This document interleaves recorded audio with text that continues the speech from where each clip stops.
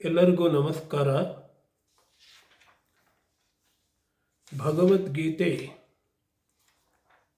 ಭಾರತೀಯ ಜೀವನಶಾಸ್ತ್ರ ಅಂತ ಪರಿಗಣಿಸಲ್ಪಟ್ಟಿದೆ. ಭಗವದ್ಗೀತೆಯನ್ನು ನಾವೆಲ್ಲರೂ ಕೂಡ ಅಧ್ಯಯನ ಮಾಡೋದಕ್ಕೆ ಪ್ರಯತ್ನ ಮಾಡ್ತೇವೆ.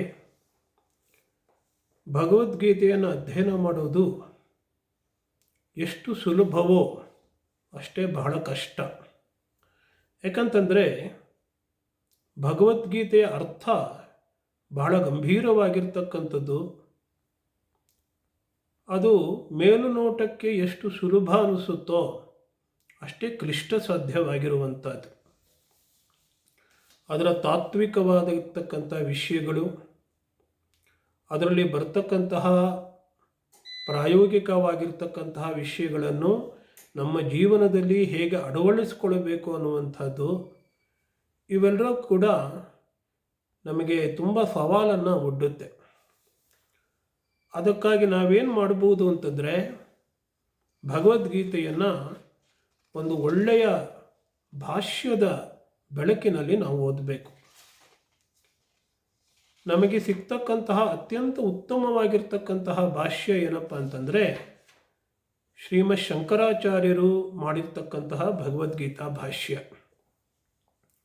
ಆ ಭಗವದ್ಗೀತಾ ಭಾಷ್ಯದಲ್ಲಿ ಶ್ರೀಕೃಷ್ಣನ ಉಪದೇಶಗಳು ಹೇಗೆ ಆಧ್ಯಾತ್ಮಿಕ ಜೀವನದಲ್ಲಿ ಸಹಾಯ ಮಾಡುತ್ತೆ ಅನ್ನೋದನ್ನು ಬಹಳ ಚೆನ್ನಾಗಿ ವಿವರಿಸಿದ್ದಾರೆ. ಭಗವದ್ಗೀತೆಯ ಪ್ರತಿಯೊಂದು ಪದವನ್ನೂ ಕೂಡ ಅತ್ಯಂತ ನಿರ್ದಿಷ್ಟವಾಗಿ, ಯಾವುದೇ ತಪ್ಪಿಗೆ ಅವಕಾಶ ಇಲ್ಲದ ಹಾಗೆ ನಮಗೆ ಹೇಳಿಕೊಡುವಂಥದ್ದು ಶ್ರೀಮದ್ ಶಂಕರಾಚಾರ್ಯರ ಭಾಷ್ಯ. ನಾವು ಅನೇಕ ಭಾಷ್ಯಗಳನ್ನು, ಅನೇಕ ವಿವರಣೆಗಳನ್ನು ಓದ್ಬೋದು. ಆದರೆ ಶಂಕರಾಚಾರ್ಯರ ವಿವರಣೆಯಲ್ಲಿರ್ತಕ್ಕಂತಹ ಒಂದು ನಿರ್ದಿಷ್ಟತೆ, ಕರೆಕ್ಟ್ನೆಸ್ ಅಂತ ಯಾವುದನ್ನು ಹೇಳ್ತೇವೆ, ಅದು ನಮಗೆ ಬೇರೆದರಲ್ಲಿ ಕಾಣಬರೋದಿಲ್ಲ. ಅದಲ್ಲದೆ ನಮಗೆ ಸಿಗುವಂತಹ ಭಾಷ್ಯಗಳಲ್ಲೆಲ್ಲ ಅತ್ಯಂತ ಪ್ರಾಚೀನವಾಗಿರ್ತಕ್ಕಂತಹ ಭಾಷ್ಯ ಅಂದರೆ ಶಂಕರಾಚಾರ್ಯರ ಭಾಷ್ಯ. ಅದಕ್ಕೆ ಮುಂಚೆ ಭಗವದ್ಗೀತೆಗೆ ಭಾಷ್ಯಗಳನ್ನು ಬರೆದಿದ್ದಾರೋ ಇಲ್ಲೋದು ನಮಗೆ ಗೊತ್ತಿಲ್ಲ, ಬರೆದಿದ್ರೂ ಕೂಡ ನಮಗೆ ಸಿಗೋದಿಲ್ಲ. ಆದರೆ ಶಂಕರಾಚಾರ್ಯರ ಭಾಷ್ಯ ಅನ್ನುವಂಥದ್ದು ಭಗವದ್ಗೀತೆಗೆ ಅತ್ಯಂತ ಅಧಿಕೃತವಾಗಿರ್ತಕ್ಕಂಥ ಭಾಷ್ಯ, ಅತ್ಯಂತ ನ್ಯಾಯಬದ್ಧ ಭಾಷ್ಯ. ಕೃಷ್ಣ ಹೇಳಿದಂತಹ ಮಾತುಗಳಿಗೆ ಸರಿಯಾದಂತಹ ವಿವರಣೆಯನ್ನು, ಸರಿಯಾದಂತಹ ತಾತ್ಪರ್ಯವನ್ನು ನೀಡತಕ್ಕಂತಹ ಒಂದು ಭಾಷ್ಯ ಅಂತ ಹೇಳಿ ಪರಿಗಣಿತವಾಗಿದೆ. ಹೀಗಾಗಿ ಈ ಒಂದು ಶಂಕರ ಭಾಷ್ಯದ ಮೂಲಕ ಭಗವದ್ಗೀತೆಯನ್ನು ತಿಳ್ಕೊಳ್ತಕ್ಕಂತಹ ಪ್ರಯತ್ನವನ್ನು ನಾವು ಮಾಡೋಣ ಅಂತ ಹೇಳಿ ಈ ಒಂದು ವಿಡಿಯೋದಿಂದ ಆರಂಭಿಸ್ತಾ ಇದ್ದೇವೆ. ಇದು ಸ್ವಲ್ಪ ತತ್ವವನ್ನು ಒಳಗೊಂಡಿದ್ದರೂ ಕೂಡ ನಾವು ನಿಧಾನವಾಗಿ ಯೋಚನೆ ಮಾಡ್ತಾ ಹೋದಂಗೆ, ನಾವು ಅಧ್ಯಯನ ಮಾಡ್ತಾ ಹೋದಂಗೆ, ಶ್ರವಣ ಮಾಡ್ತಾ ಹೋದಂಗೆ ಭಗವದ್ಗೀತೆಯ ಆಂತರಂಗಿಕ ಮರ್ಮವನ್ನು ತಿಳ್ಕೊಳ್ಳೋದಕ್ಕೆ ನಮಗೆ ಇದು ಬಹಳ ಸಹಾಯ ಮಾಡುತ್ತೆ. ಈಗ ಪ್ರಾಸಂಗಿಕವಾಗಿ ನಾವು ಪ್ರಸ್ಥಾನತ್ರಯದ ಬಗ್ಗೆ ತಿಳ್ಕೊಳ್ಬೇಕಾಗತ್ತೆ. ಪ್ರಸ್ಥಾನತ್ರಯ ಅಂದ್ರೇನು? ಭಾರತೀಯ ದಾರ್ಶನಿಕ ಸಾಹಿತ್ಯ ಏನಿದೆ, ಆ ಎಲ್ಲ ದಾರ್ಶನಿಕ ಸಾಹಿತ್ಯವೂ ಕೂಡ 3 ಗ್ರಂಥಗಳ ಆಧಾರದ ಮೇಲೆ ನಿಂತಿದೆ. ಭಾರತ ತತ್ವಶಾಸ್ತ್ರ, ವೇದಾಂತ ಅಂತೇನು ಕರೀತೇವೆ, ಅದೆಲ್ಲವೂ ಕೂಡ 3 ಗ್ರಂಥಗಳ ಆಧಾರದ ಮೇಲೇ ನಿಂತಿರ್ತಕ್ಕಂಥದ್ದು. ಅದನ್ನೇ ಪ್ರಸ್ಥಾನ ಅಂತ ಹೇಳುತ್ತಾರೆ.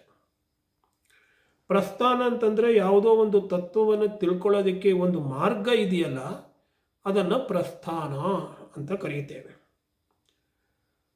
ಆ ಪ್ರಸ್ಥಾನ ಅನ್ನುವಂಥದ್ದು 3 ಬಗೆ, 3 ಮಾರ್ಗ ಅಂತಿದ್ರೂ ಕೂಡ ಆ ಎಲ್ಲ 3 ಮಾರ್ಗಗಳು ನಮ್ಮನ್ನು ಒಂದೇ ಗುರಿಯ ಕಡೆಗೆ ಕರೆದುಕೊಂಡು ಹೋಗುತ್ತೆ. ಆ ಪ್ರಸ್ಥಾನತ್ರಯಗಳು ಯಾವುದಪ್ಪ ಅಂತ ಹೇಳಿದರೆ, ಮೊದಲನೇದು ಶ್ರುತಿ ಪ್ರಸ್ಥಾನ. ಶ್ರುತಿ ಅಂತಂದರೆ ಉಪನಿಷತ್ತು, ವೇದವನ್ನು ಶ್ರುತಿ ಅಂತ ಕರೀತೇವೆ. ಅದರಲ್ಲಿರ್ತಕ್ಕಂತಹ ಅಂತಿಮ ಭಾಗ, ಅದು ತಾತ್ವಿಕ ದೃಷ್ಟಿಯಿಂದ ಬಹಳ ಮುಖ್ಯವಾಗಿರುವಂಥದ್ದು.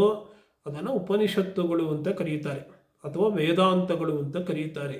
ಇದು ಶ್ರುತಿ ಪ್ರಸ್ಥಾನ. ಭಗವದ್ಗೀತೆ ಅನ್ನುವಂಥದ್ದು ಸ್ಮೃತಿ ಪ್ರಸ್ಥಾನ.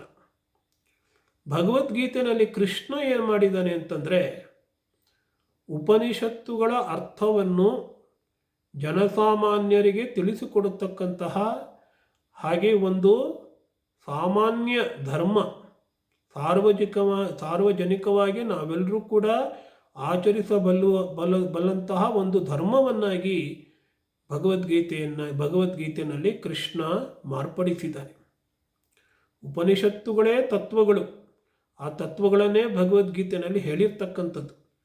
ಆದರೆ ಜನಸಾಮಾನ್ಯರಿಗೆ ಹೇಗೆ ಈ ಧರ್ಮವನ್ನು, ತತ್ವವನ್ನು ಜನಜೀವನದಲ್ಲಿ, ದೈನಂದಿನ ಜೀವನದಲ್ಲಿ ಅಳವಡಿಸ್ಕೊಳ್ಳೋದಕ್ಕೆ ಸಾಧ್ಯ ಅನ್ನೋದನ್ನು ನಾವು ನೋಡೋದು ಭಗವದ್ಗೀತೆಯಲ್ಲಿ.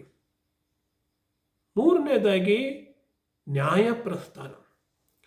ಉಪನಿಷತ್ತುಗಳು ಋಷಿಗಳ ಅನುಭವ ವಾಕ್ಯಗಳು, ಅವರು ಧ್ಯಾನದಲ್ಲಿ ಕಂಡುಕೊಂಡಂತಹ ಸತ್ಯಗಳು.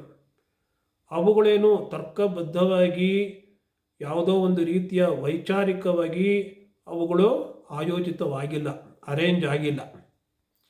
ಅದನ್ನು ತರ್ಕಬದ್ಧವಾಗಿ ವಿಷಯದ ಪ್ರಕಾರ ಅದನ್ನು ಆಲೋಚನೆ ಮಾಡಿ ಅದನ್ನು ಒಂದು ರೀತಿಯ ಸಿಸ್ಟಮೈಸೇಷನ್, ವ್ಯವಸ್ಥೀಕರಣ, ಒಂದು ವ್ಯವಸ್ಥೆಯನ್ನಾಗಿ ಮಾಡಿರುವಂಥದ್ದೆಲ್ಲಪ್ಪ ಅಂದರೆ ಬ್ರಹ್ಮಸೂತ್ರಗಳು.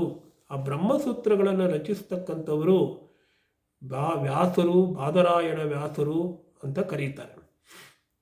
ಬಾದರಾಯಣ ಸೂತ್ರಗಳು, ಋಷಿ ಸೂತ್ರಗಳು, ಭಿಕ್ಷು ಸೂತ್ರಗಳು ಅಂತ ಅವುಗಳನ್ನು ಕರೀತಾರೆ. ಹೀಗೆ 3 ಪ್ರಸ್ಥಾನತ್ರಯಗಳಲ್ಲಿ ಅತ್ಯಂತ ಮುಖ್ಯವಾದದ್ದು, ಎಲ್ಲದಕ್ಕೂ ಆಕರವಾದದ್ದು, ಮೊದಲನೇದಾಗಿದ್ದು ಯಾವುದಪ್ಪ ಅಂತಂದರೆ ಶ್ರುತಿ ಪ್ರಸ್ಥಾನ, ಉಪನಿಷತ್ತುಗಳು. ಉಪನಿಷತ್ತಿನ ಅರ್ಥಗಳನ್ನೇ ಭಗವದ್ಗೀತೆಯಲ್ಲಿ ಹೇಳಿದ್ದಾರೆ. ಉಪನಿಷತ್ತುಗಳಲ್ಲಿರ್ತಕ್ಕಂತಹ ವಿಚಾರಗಳನ್ನೇ ಒಂದು ವ್ಯವಸ್ಥಿತ ರೀತಿಯಲ್ಲಿ ಬ್ರಹ್ಮಸೂತ್ರಗಳಲ್ಲಿ ಹೇಳಿದ್ದಾರೆ. ಈಗ ಭಗವದ್ಗೀತಾ ಭಾಷ್ಯ, ಶಂಕರಾಚಾರ್ಯರ ಭಾಷ್ಯ ಇದೆಯಲ್ಲ, ಅದರಲ್ಲಿ ಏನಪ್ಪ ಹೆಚ್ಚುಗಾರಿಕೆ ಅಂತಂತಂದರೆ, ಭಗವದ್ಗೀತೆಯನ್ನು ಅದ್ವೈತ ತತ್ವದ ಪ್ರತಿಪಾದಕ ಗ್ರಂಥವನ್ನಾಗಿ ನಿರೂಪಿಸಿರುವಂಥದ್ದೇ ಶಂಕರಾಚಾರ್ಯರ ಭಾಷ್ಯದ ವೈಶಿಷ್ಟ್ಯ.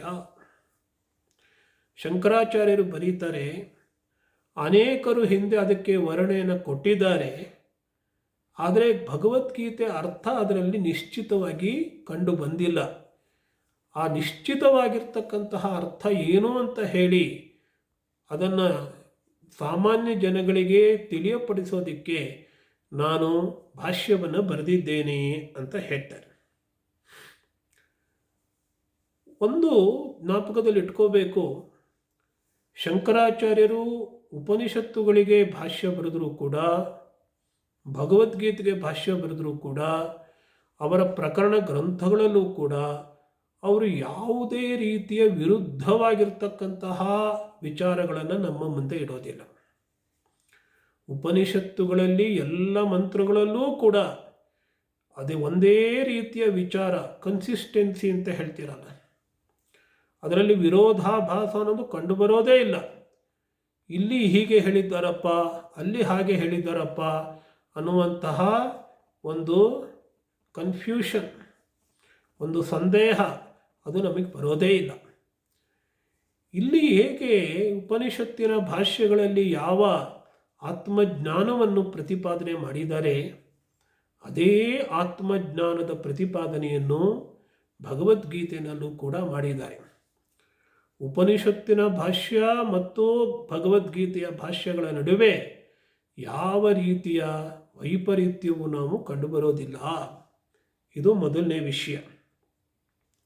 ಎರಡನೇದೇನಪ್ಪ ಅಂತಂದರೆ, ಆ ಜ್ಞಾನವನ್ನು ಪಡ್ಕೊಳ್ಳೋದಕ್ಕೆ ಎಲ್ಲರೂ ಅಧಿಕಾರಿಗಳಾಗಿರೋದಿಲ್ಲ, ಉತ್ತಮಾಧಿಕಾರಿಗಳಾಗಿರ್ತಾರೆ. ಅಧಿಕಾರಿಗಳಿದ್ದರೆ ಮಾತ್ರ ಅವರು ಉಪನಿಷತ್ತುಗಳಲ್ಲಿರ್ತಕ್ಕಂತಹ ಜ್ಞಾನವನ್ನು ಪಡ್ಕೊಳ್ಳೋದಕ್ಕೆ ಸಾಧ್ಯ. ಆ ಅಧಿಕಾರವನ್ನು ಪಡ್ಕೊಳ್ಳೋದಕ್ಕೆ, ಅರ್ಹತೆಯನ್ನು ಪಡ್ಕೊಳ್ಳೋದಕ್ಕೆ ನಾವೇನು ಮಾಡಬೇಕು ಅಂತಂದರೆ ಕರ್ಮವನ್ನು ಮಾಡಬೇಕು ಮತ್ತು ಉಪಾಸನೆಯನ್ನು ಮಾಡಬೇಕು. ಕರ್ಮ ಅಂತಂದರೆ ಕರ್ಮಯೋಗ, ಉಪಾಸನೆ ಅಂತಂದರೆ ಧ್ಯಾನ ಮತ್ತು ಭಕ್ತಿ, ಇವೆರಡುಗಳನ್ನು ಸೇರಿರ್ತಕ್ಕಂತಹ ಒಂದು ಪ್ರಕ್ರಿಯೆ. ಉಪಾಸನೆಯಲ್ಲಿ ಭಕ್ತಿಯೂ ಬರುತ್ತೆ, ಧ್ಯಾನವೂ ಬರುತ್ತೆ. ಅಥವಾ ಇನ್ನೊಂದು ರೀತಿಯಲ್ಲಿ ನೋಡೋದಾದರೆ ಜ್ಞಾನ ಮಾರ್ಗ ಅನ್ನುವಂಥದ್ದು ಬಹಳ ಉತ್ತಮಾಧಿಕಾರಿಗಳಿಗೆ ಮಾತ್ರವೇ. ಆ ಜ್ಞಾನ ಮಾರ್ಗದಲ್ಲಿ ನಮಗೆ ಒಂದು ಯೋಗ್ಯತೆ ಬರಬೇಕಾದ್ರೆ ನಮ್ಮ ಮನಸ್ಸು ಪರಿಶುದ್ಧವಾಗಿರಬೇಕು, ಚಿತ್ತಶುದ್ಧಿ ಇರಬೇಕು. ಆ ಚಿತ್ತಶುದ್ಧಿಯನ್ನು ಸಂಪಾದಿಸ್ಕೊಳ್ಳೋದಕ್ಕೆ ನಾವು ಕರ್ಮಯೋಗವನ್ನು ಮಾಡಬೇಕು. ಕರ್ಮಯೋಗವನ್ನು ಮಾಡ್ತಾ ಮಾಡ್ತಾ ಅದರ ಜೊತೆಗೆ ಭಕ್ತಿಯೋಗವನ್ನು ಮಾಡಿ ಭಗವಂತನಲ್ಲಿ ಭಕ್ತಿಯನ್ನು ಬೆಳೆಸಿಕೊಂಡು ಆ ಪ್ರೇಮದ ಮೂಲಕ ಧ್ಯಾನವನ್ನು ಮಾಡಬೇಕು. ಆ ಜ್ಞಾನ ಭಕ್ತಿ ಕರ್ಮ ಮತ್ತು ಭಕ್ತಿ ಕರ್ಮ ಮತ್ತು ಈ ಉಪಾಸನೆ ಧ್ಯಾನ, ಭಕ್ತಿ ಕರ್ಮ ಮತ್ತು ಧ್ಯಾನದ ಮೂಲಕ ಚಿತ್ತಶುದ್ಧಿಯಾದಾಗ ಜ್ಞಾನಕ್ಕೆ ಯೋಗ್ಯತೆ ಬರುತ್ತೆ. ಹೀಗೆ ಈ ಒಂದು ಸೂತ್ರ ಇದೆಯಲ್ಲ, ಇದನ್ನು ಭಗವದ್ಗೀತೆ ಪ್ರತಿಪಾದಿಸುತ್ತೆ. ಕಟ್ಟ ಕಡೆಯದಾಗಿ ಆತ್ಮಜ್ಞಾನವನ್ನೇ ಭಗವದ್ಗೀತೆ ಹೇಳ್ತಕ್ಕಂಥದ್ದು. ಭಗವದ್ಗೀತೆಯಲ್ಲಿ ಆತ್ಮಜ್ಞಾನ ಬರುತ್ತೆ, ಭಗವದ್ಗೀತೆಯಲ್ಲಿ ಕರ್ಮಯೋಗ ಬರುತ್ತೆ, ಭಗವದ್ಗೀತೆಯಲ್ಲಿ ಧ್ಯಾನ ಯೋಗ ಬರುತ್ತೆ, ಭಗವದ್ಗೀತೆಯಲ್ಲಿ ಭಕ್ತಿಯೋಗವೂ ಬರುತ್ತೆ. ಆದರೆ ಭಕ್ತಿಯೋಗವಾಗಲಿ, ಕರ್ಮಯೋಗವಾಗಲಿ ಅಥವಾ ಧ್ಯಾನ ಯೋಗವಾಗಲಿ, ಯಾವುದೇ ಯೋಗವಾಗಲಿ, ಎಲ್ಲದಕ್ಕೂ ಕೂಡ ಮುಖ್ಯವಾದ ಉದ್ದೇಶ ಅಂತ ಹೇಳಿದರೆ ಅದು ಭಗವತ್ ತತ್ವವನ್ನು ತಿಳಿದುಕೊಳ್ಳತಕ್ಕಂಥದ್ದು, ಆತ್ಮಜ್ಞಾನವನ್ನು ಪಡೆದುಕೊಳ್ಳತಕ್ಕಂಥದ್ದು ಅನ್ನುವಂತಹ ಒಂದು ಏಕರೂಪತೆಯನ್ನು. ಭಗವದ್ಗೀತೆಯಲ್ಲಿ ಅನೇಕ ವಿಚಾರಗಳು ಹೇಳಿದ್ದಾರೆ ಅಂತ ಕೆಲವರು ಹೇಳ್ತಾರೆ. ಭಗವದ್ಗೀತೆಯಲ್ಲಿ ಏಕರೂಪದ ತತ್ವ ಯಾವುದು ಅಂತ ಹೇಳಿ ಒಬ್ಬೊಬ್ಬರು ಒಂದೊಂದು ಹೇಳ್ತಾರೆ. ಲೋಕಮಾನ್ಯ ತಿಲಕರು ಭಗವದ್ಗೀತೆಯಲ್ಲಿ ಕರ್ಮಯೋಗವನ್ನೇ ಹೇಳಿದ್ದಾರೆ ಕೃಷ್ಣ ಅಂತ ಹೇಳ್ತಾರೆ. ರಾಮಾನುಜರು ಅದರಲ್ಲಿ ಭಕ್ತಿಯೋಗವನ್ನೇ ಹೇಳಿರ್ತಕ್ಕಂಥದ್ದು ಅಂತ ಹೇಳ್ತಾರೆ. ಏನೇ ಇರಲಿ, ಆದರೆ ಉಪನಿಷತ್ತುಗಳಿಗೂ ಭಗವದ್ಗೀತೆಗೂ ಸಾಮರಸ್ಯವನ್ನು ತೋರಿಸ್ತಕ್ಕಂಥವರು ಶ್ರೀ ಶಂಕರಾಚಾರ್ಯ. ಉಪನಿಷತ್ತುಗಳ ತತ್ವಗಳಿಗೂ ಭಗವದ್ಗೀತೆಯಲ್ಲಿರ್ತಕ್ಕಂಥ ಉಪದೇಶಕ್ಕೂ ಯಾವುದೇ ಭೇದ ಇಲ್ಲ, ಎರಡೂ ಕೂಡ ಒಂದೇ. ಉಪನಿಷತ್ತಿನಲ್ಲಿ ತತ್ವಜ್ಞಾನ ಅಥವಾ ಆತ್ಮಜ್ಞಾನ ಅದೇ ಉದ್ದೇಶವಾಗಿದ್ದರೆ ಭಗವದ್ಗೀತೆಯಲ್ಲೂ ಕೂಡ ಅದೇ ಉದ್ದೇಶವಾಗಿದೆ. ಅದನ್ನೇ ಕರ್ಮ, ಭಕ್ತಿ ಮತ್ತು ಧ್ಯಾನಗಳ ಮೂಲಕ, ಅದರ ಮೂಲಕ ಜ್ಞಾನನಿಷ್ಠೆಯ ಯೋಗ್ಯತೆಯನ್ನು ಪಡ್ಕೊಳ್ಳೋದ್ರ ಮೂಲಕ ನಾವು ಸಾಧಿಸಿಕೊಳ್ಳಬಹುದು ಅಂಥೇಳಿ ಉಪನಿಷತ್ತುಗಳು ಮತ್ತು ಭಗವದ್ಗೀತೆಗಳ ನಡುವಿನ ಏಕರೂಪತೆಯನ್ನು ಶ್ರೀ ಶಂಕರಾಚಾರ್ಯರು ಪ್ರತಿಪಾದನೆ ಮಾಡ್ತಾರೆ. ಅವ್ರ ಮೂಲಕ ಯಾವುದೇ ಶಾಸ್ತ್ರವಾಗಲಿ, ಉಪನಿಷತ್ತುಗಳೇ ಆಗಲಿ, ಭಗವದ್ಗೀತೆಯೇ ಆಗಲಿ, ಎಲ್ಲ ಶಾಸ್ತ್ರಗಳು ಪ್ರತಿಪಾದನೆ ಮಾಡ್ತಕ್ಕಂಥದ್ದು ಆತ್ಮೈಕತ್ವ ವಿಜ್ಞಾನ ಅಂತ ಒಂದು ಪದವನ್ನು ಉಪಯೋಗಿಸ್ತಾರೆ.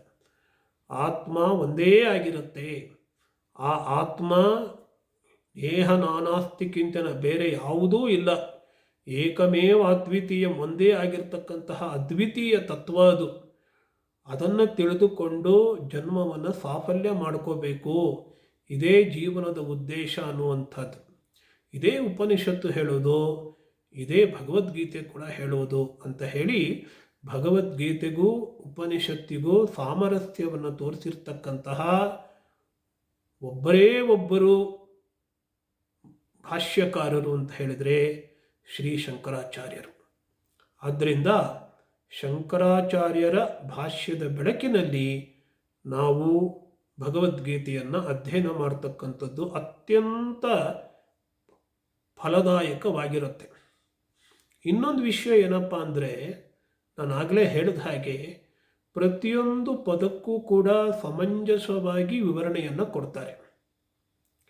ಸಮಂಜಸವಾಗಿ ನಮಗೆಲ್ಲರಿಗೂ ಕೂಡ ಅರ್ಥವಾಗುವ ರೀತಿಯಲ್ಲಿ ನಮ್ಮ ಮನಸ್ಸು ಅದನ್ನು ಸ್ಪಂದಿಸುವ ಹಾಗೆ ಶಂಕರಾಚಾರ್ಯರು ಪ್ರತಿಯೊಂದು ಪದಕ್ಕೂ ಅರ್ಥ ಮಾಡ್ತಾರೆ. ಆ ಅರ್ಥದನ್ನು ನೋಡಿದಾಗ ಶ್ರೀಕೃಷ್ಣನ ಮನೋಭಾವ, ಕೃಷ್ಣ ಯಾವುದನ್ನು ತಿಳಿಸಬೇಕು ಅಂತ ಇಚ್ಛೆ ಪಟ್ಟಿದ್ದಾನೆಯೋ ಅದು ನಮಗೆ ಅರಿತುಕೊಳ್ಳೋದಕ್ಕೆ ಸಾಧ್ಯ ಆಗುತ್ತೆ. ಕೃಷ್ಣನ ಮಾತುಗಳಿಗೆ ಅನೇಕ ಅರ್ಥಗಳನ್ನು ಅನೇಕರು ಕಲ್ಪಿಸಿರ್ಬೋದು, ಆದರೆ ಕೃಷ್ಣನ ನಿಜವಾದ ಮನಸ್ಸಿನ ಇಂಗಿತ ಏನಪ್ಪ, ಯಾವ ಮನೋಭಾವದಿಂದ ಕೃಷ್ಣ ಉಪದೇಶ ಮಾಡಿದ ಅದನ್ನು ತಿಳ್ಕೊಳ್ಳೋದಕ್ಕೆ ಶಂಕರಾಚಾರ್ಯರ ಭಾಷ್ಯ ನಮಗೆ ಅನುಕೂಲ ಮಾಡುತ್ತೆ, ನಮಗೆ ಅನುವು ಮಾಡಿಕೊಡುತ್ತೆ. ಹೀಗಾಗಿ ಶಂಕರಾಚಾರ್ಯರ ಭಾಷ್ಯದ ಮೂಲಕ ಭಗವದ್ಗೀತೆಯನ್ನು ಅಧ್ಯಯನ ಮಾಡತಕ್ಕಂತಹ ಒಂದು ಪ್ರಾಮಾಣಿಕ ಪ್ರಯತ್ನವನ್ನು ನಾವು ಮಾಡೋಣ. ಪ್ರತಿ ವಾರಕ್ಕೆ 2-3 ವಿಡಿಯೋಗಳನ್ನು ಈ ರೀತಿ ಬಿಡುಗಡೆ ಮಾಡಬೇಕು ಅನ್ನುವಂತಹ ಸಂಕಲ್ಪ ಇದೆ. ಅದರಲ್ಲಿ ಭಗವದ್ಗೀತಾ ಶ್ಲೋಕಗಳನ್ನು ಶಂಕರಾಚಾರ್ಯರ ಭಾಷ್ಯದ ಅವರ ವಿವರಣೆಯ ಬೆಳಕಿನಲ್ಲಿ ಅರ್ಥ ಮಾಡಿಕೊಳ್ಳೋದಕ್ಕೆ ನಾವೆಲ್ಲರೂ ಪ್ರಯತ್ನ ಮಾಡೋಣ. ಓಂ ಶಾಂತಿ ಶಾಂತಿ ಶಾಂತಿ. ಹರಿ ಓಂ ತತ್ಸತ್. ಶ್ರೀರಾಮಕೃಷ್ಣಾರ್ಪಣಮಸ್ತು.